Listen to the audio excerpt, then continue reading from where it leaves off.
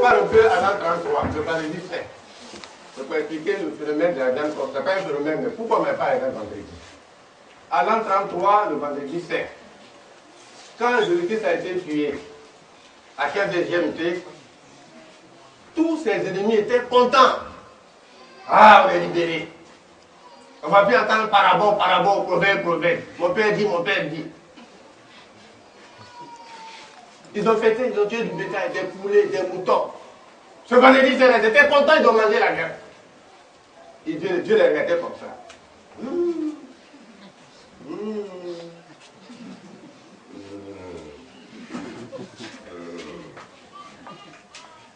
Tous ceux qui vont manger de la viande vendredi, s'ils avaient vécu au temps de Jésus-Christ, ils avaient fait la même chose.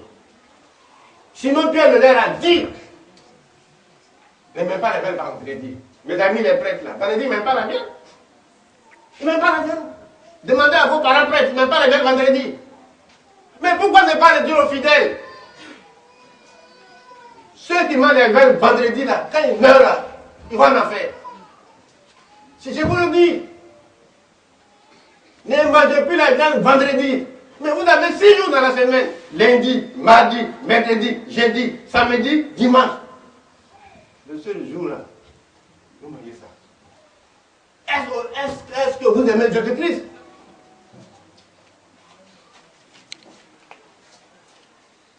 Les gens le savent. Hein? Quand j'étais en seconde, vous savez quand d'Abidjan, j'avais les juifs, mais qui étaient de la lignée des vernissés de la famille de Jésus-Christ. Moi j'avais 18 ans, et lui il avait 16 ans. Et il va à l'école vite avant nous, c'est normal. Vendredi, il jeûnait. Il dit, donc la cause dit, j'ai dit non, normalement chez nous, la vraie église catholique, les gens n'aiment pas les gens vendredi. Il dit, ah bon? Et ici ça la mange, hein? Il dit, ah, ça c'est bon pays. Hein. Donc, ne mets pas bien vendredi les œufs, le lait, les fromages, tout ce qui est à base de viande. On ne met pas ça vendredi. Tu manges ça, c'est que la mort de Jésus, là, ça ne te dit rien. Dieu il ne va pas te prendre demain. Mangez de la sardine, ceux qui aiment les sandwichs là, mettez de la tomate, il y a l'haricot vert, il y a le soja, il y a la sardine, mangez ça. Et puis samedi matin, vous aimez le pâté de bœuf. Moi, j'ai la table le vendredi.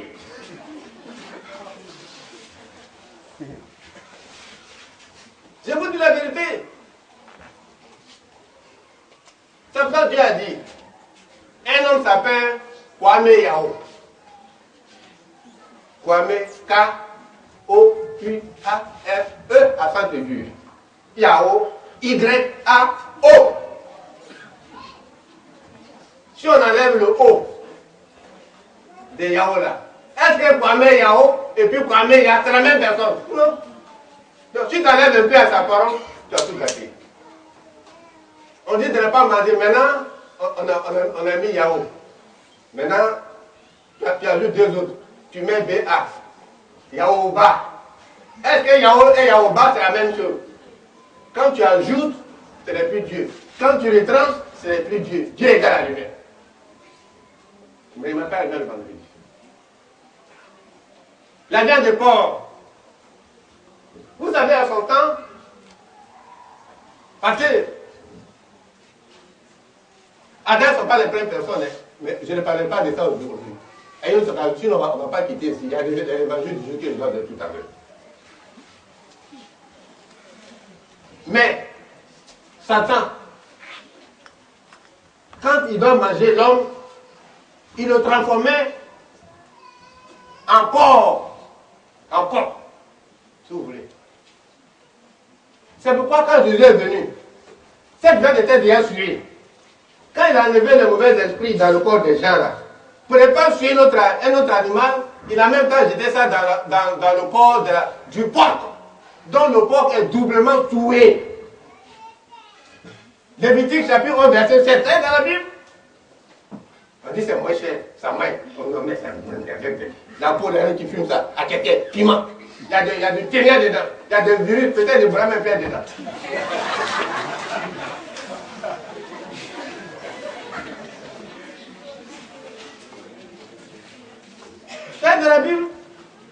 la viande de mouton.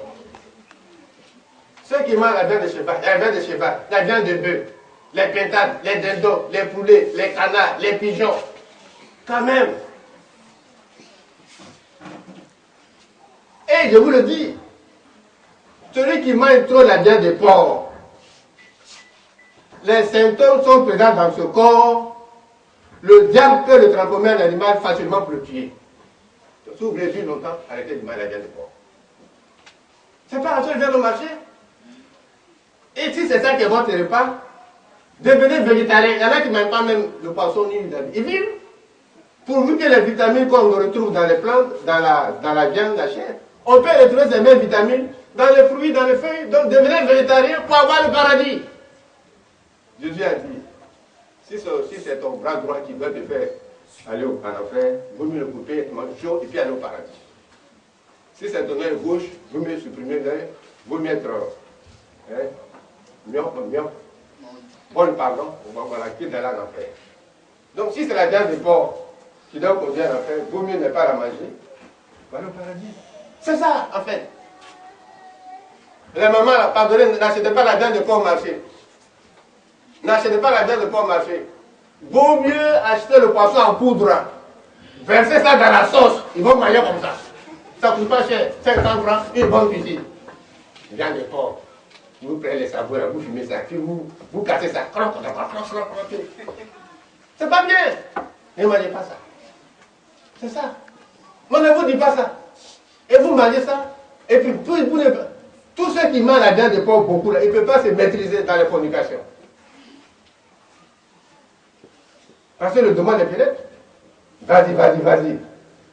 Je ne vais pas me retenir. Et puis, ils vont dire, boum, un matin, c'est fini. C'est ça. Alors, j'ai fait ce petit tour de recommandation. Il y en a beaucoup. Mais on va parler de l'évangile du jour. La parabole du château d'eau. Il dit le château d'eau ne se construit pas à n'importe quel endroit. D'abord, pour le construire, on cherche le point culminant de la ville. On ne cherche pas le point le plus bas de la ville pour construire un château d'eau. C'est le point le plus haut.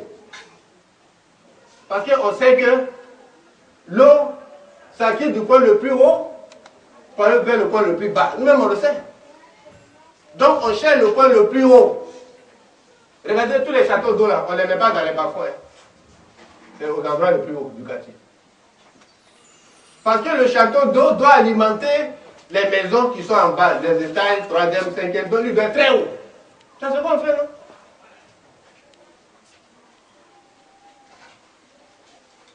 Comme ça, il peut alimenter. Ça peut descendre. Alors, nous qui sommes les hommes de Dieu là, nous sommes comme un château d'eau. On doit être différent du commun des mortels. On doit être au-dessus de la mêlée. Au point de vue comportement, on doit être au-dessus de la mêlée. Ceux que nous enseignons commettent facilement comme péché, nous on doit être au-dessus. Comme ça, si on les parle, on les alimente en parole de Dieu, ils vont comprendre ça. Mais si nous-mêmes on est dans les bas-fonds, c'est-à-dire on est dans les bêtises, comment est-ce qu'on peut alimenter les étages, par exemple, si le château est dans le bas-fond? Comme l'eau ne peut pas monter seule, est-ce qu'elle peut alimenter les étages? Ça va alimenter quelle maison même? C'est le point le plus bas. Ce château d'eau là serait inutile. Alors si on veut être utile à Dieu, nous qui enseignons la parole de Dieu, nous qui avons des rôles à l'église et qui devons encadrer les autres, il faut qu'on soit au-dessus de la mêlée. Là où les autres pêchent, nous on ne doit pas y pêcher. Là où les autres s'énervent, nous on ne doit pas s'énerver. Là où les autres font de difficulté, nous on doit faire de facilité. Sinon, on n'a pas d'autre raison d'être. On doit alimenter les gens. Et surtout, nous sommes fidèles de cette église. C'est nous qui avons la foi à l'église dans le monde entier. C'est donc comme le château d'eau. Nos péchés doivent être rares. Nos chutes doivent être rares. On ne doit pas être compliqué.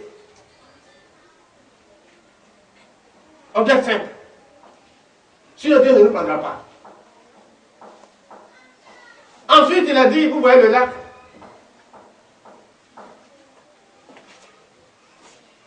Le lac ne va pas au paradis.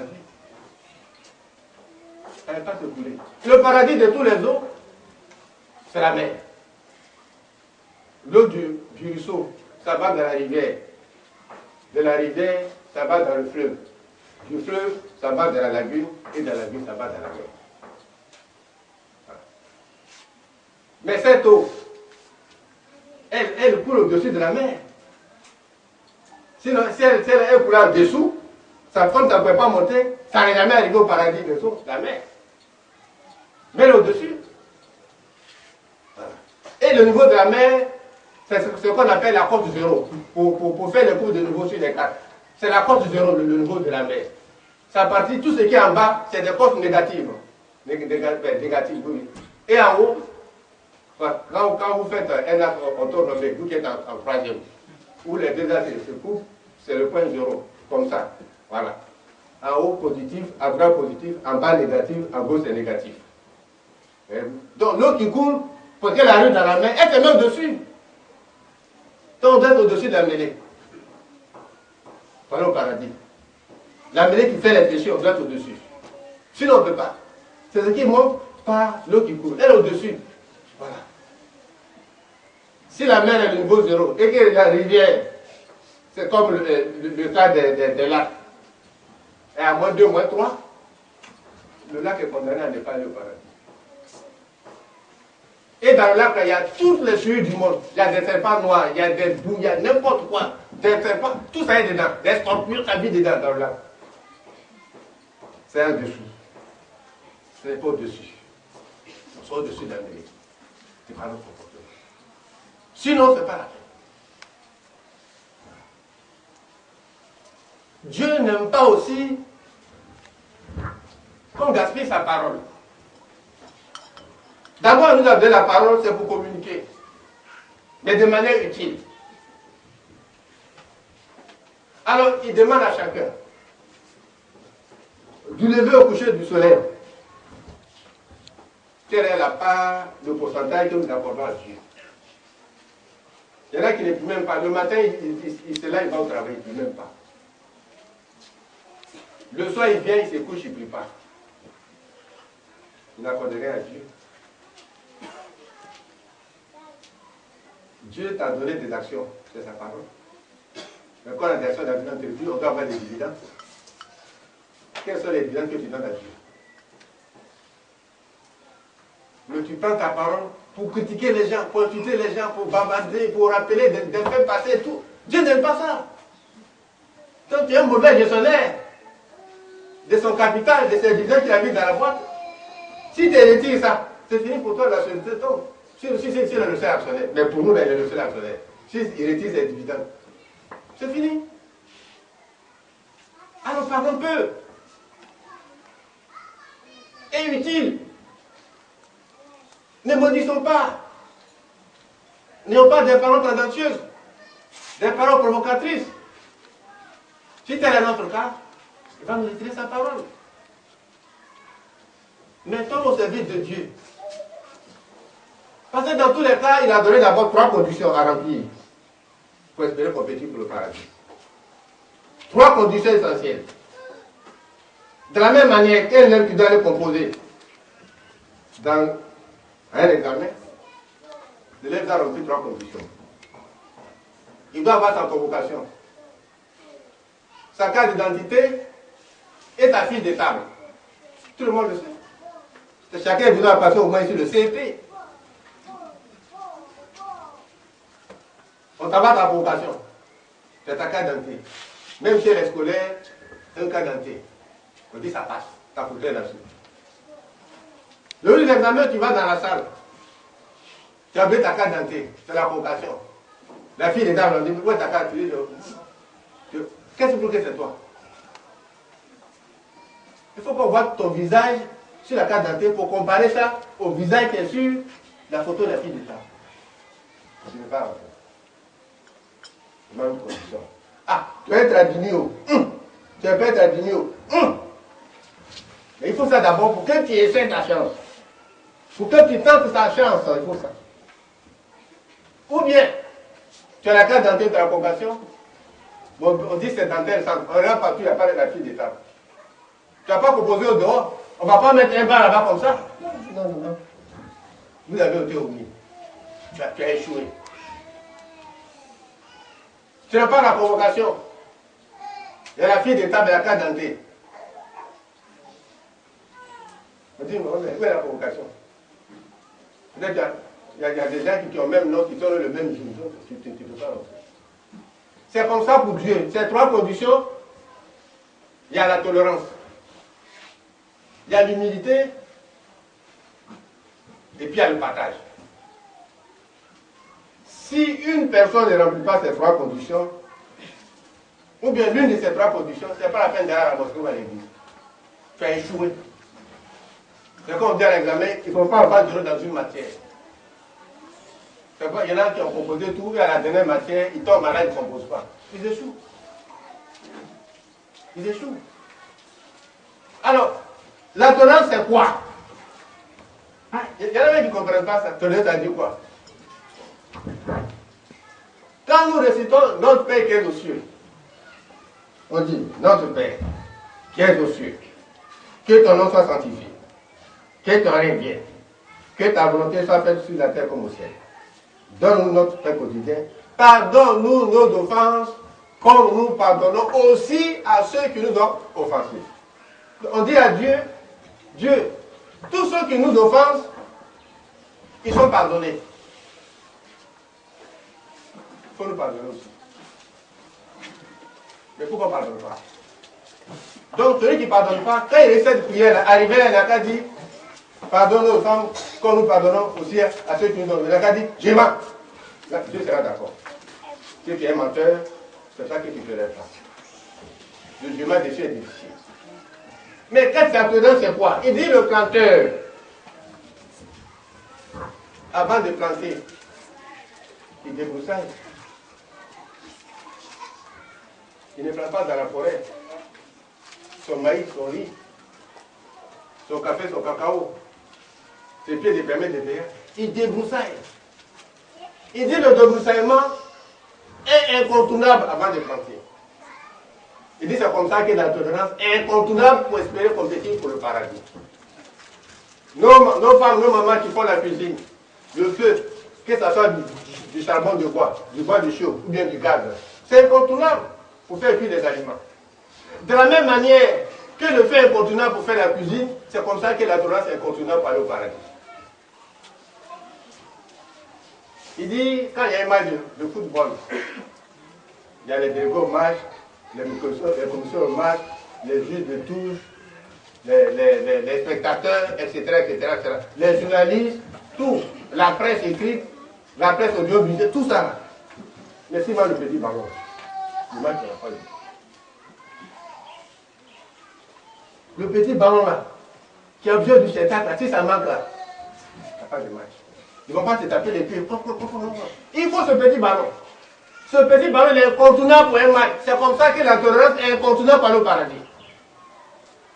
Quand vous voulez voyager, vous allez à la station pour prendre du carburant. Vous ne mettez pas de l'eau dans le réservoir. Le carburant est incontournable pour faire un voyage. Que ce soit en avion ou en train. En train, on appelle le tube. C'est incontournable. C'est comme ça que la Torah, elle est incontournable par le paradis. Nos mamans qui font la paix traditionnelle, quand elles voient que là, le fond de l'eau est noir, on ne voit pas le fond, c'est un peu profond, c'est là que les poissons se cachent. Elles font une digue en amont, une digue en aval, et qu'elles vident l'eau, elles attendent le poisson. Donc pour que nos mères, nos sœurs des villages, qui font la paix traditionnelle, par les digues là, les digues là sont incontournables pour faire cette pêche. C'est incontournable. Parce qu'elle ne peut pas faire la paix en prenant des cuvettes pour vider l'eau. Sans avoir fait des digues, elle ne va pas réussir. Vous videz, mais ça vient. C'est pas possible. Donc c'est incontournable. C'est comme ça que la tolérance est incontournable. Si une femme peut cuire des aliments avec la chaleur de sa bouche, voilà la mamie.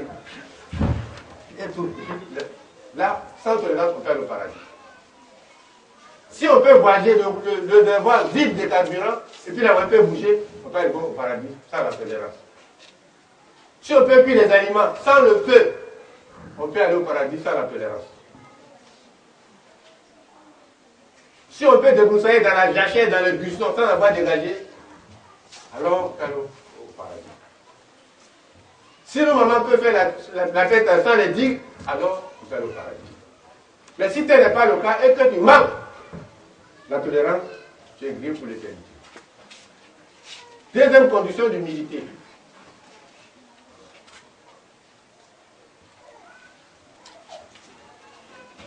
Simon-Pierre a vu Jésus-Christ laver ses pieds. C'est le juif, c'est un sacrilège. Jésus s'est rabaissé pour laver les pieds de Simon-Pierre. Simon-Pierre a dit, mais Rabbi, c'est moi qui devais le faire pour toi. Et non à toi de le faire pour moi. Il dit, Pierre, accepte que je le fasse. Je pose ce acte pour la multitude des générations à venir. L'orgueil fait perdre les gens. L'orgueil. En elle se trouve la vantardise. On dit qu'on est le meilleur. Mais quand vous prenez le livre de Daniel, du chapitre 1 au chapitre 4, le roi de la Babylone, Nabuchodonosor, il est devenu monstre au toit de sa vie à cause de l'orgueil. Malgré les interpellations de Dieu, il n'a pas compris. Il est devenu monstre au soir de sa vie.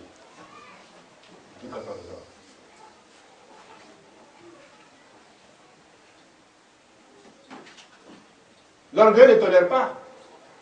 Et c'est juste que Paul me dit à donner la parabole de la priorité à droite. Pour imaginer un peu le fait qu'il faut être humble.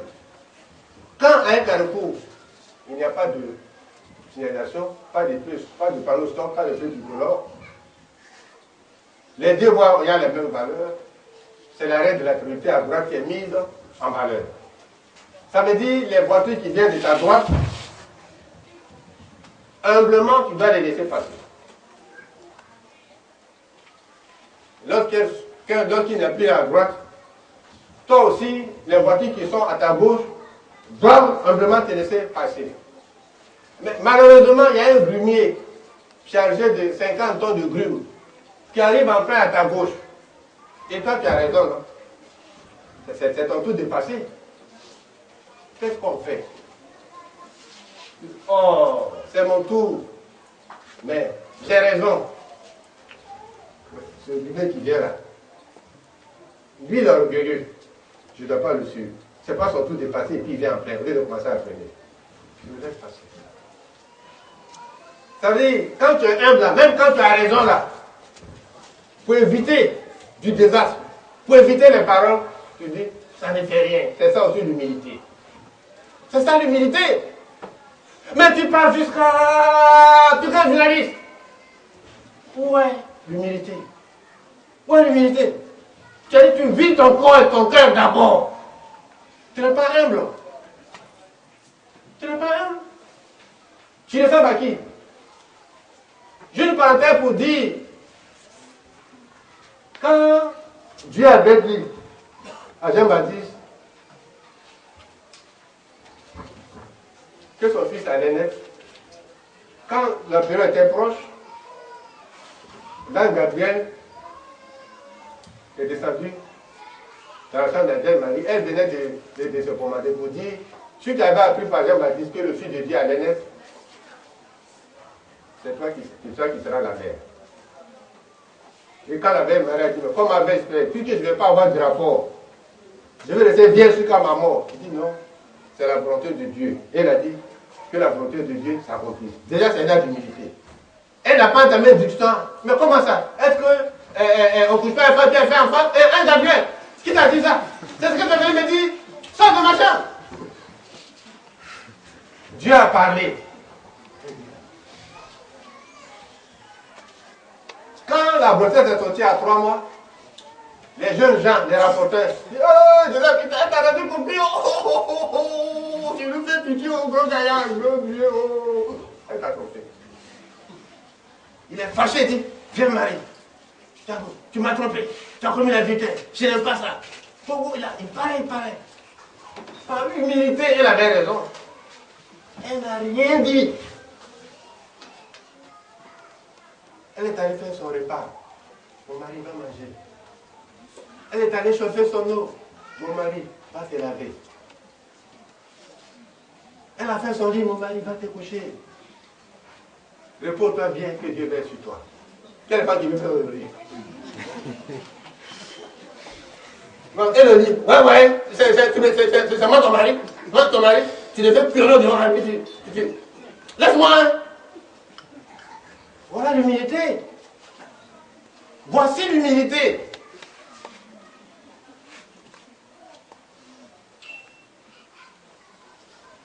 Quand on prend ces noms-là, il faut faire ce qui est contenu dans ces noms.